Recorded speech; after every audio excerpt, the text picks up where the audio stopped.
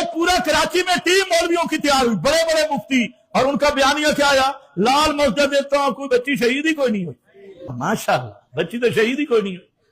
ایسیاں سیاڑیاں گولیاں کلاشنا پوری مسجد گرا دی، دیواریں گر گئیں، بچی ایک بھی شہید نہیں۔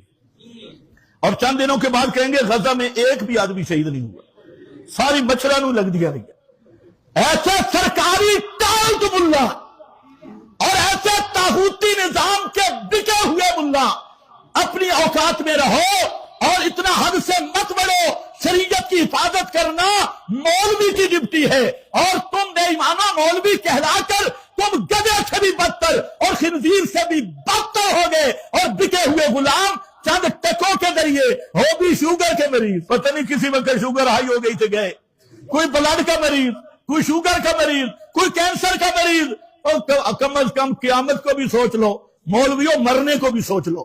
مرنا بھی ہے کہ بڑی لٹریشن ہونی ہے، اس لیے انگریز کے وفادار مت بنو۔